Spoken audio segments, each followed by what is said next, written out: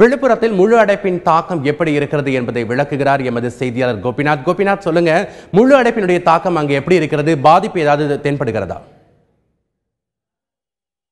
இந்த பொது வேலை நிறுத்தத்துக்கு விழுப்புரம் மாவட்டத்தில் பார்த்தீங்கன்னா அரசு போக்குவரத்து கழக பேருந்துகள் காலையில் 4 மணி முதல் இயங்க தொடங்கணும். நம்ம நிற்கிற பகுதி பார்த்தீங்கன்னா விழுப்புரம் தலைமை அலுவலகம் பக்கத்தில் இருக்கிற பணிமனையில் நிற்கிறோம். இந்த பகுதியில் பார்த்தீங்கன்னா இதுவரைக்கும் 30% அரசு பேருந்துகள் மட்டும்தான் இயக்கப்பட்டிருக்கு.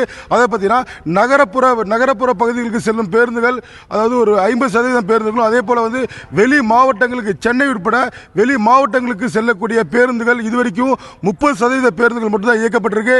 இந்த பேருந்துகள் இயக்கத்திற்கு மாவட்ட காவல்துறை விரிவான பாதுகாப்பு ஏற்பாடு செஞ்சிருக்காங்க.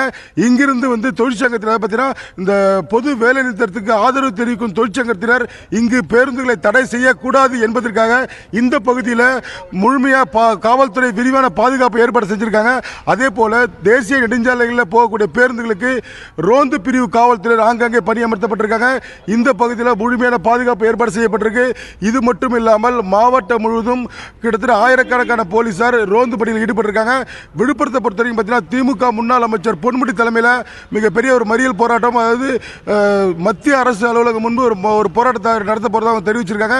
இதனால விழுப்புரம் பகுதியில் பாதுகாப்பு விரிவாக ஏற்படுத்தப்படுவதற்கு காலை முதலே பார்த்தீங்கன்னா மக்கள் நடமாட்டம் மிக குறைவாக இருக்கு. இப்போ நம்ம புதிய பேருந்து நிலையம் பகுதியில் இந்த நேரத்தில் பார்த்தீங்கன்னா ஆயிரக்கணக்கான பயணிகள் வந்து வெளி மாவட்டங்கள், அதே போல விழுப்புரத்திலிருந்து வெளி மாவட்டங்கள் செல்லக்கூடியவர்கள் ஏராளமானவர் வந்திருப்பாங்க. ஆனால் பார்த்தீங்கன்னா நம்ம பார்க்குற இந்த இடத்துல வந்து ஒரு 50% மக்கள் நடமாட்டம் மட்டும்தான் இருக்கு.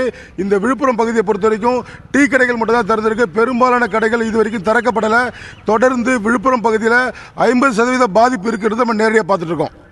விழுப்புரத்தில் முழு அடைப்பின் தாக்கம் எப்படி இருக்கிறது என்பது குறித்து எமது செய்தியாளர் கோபிநாத் விளக்க கேட்டோம்.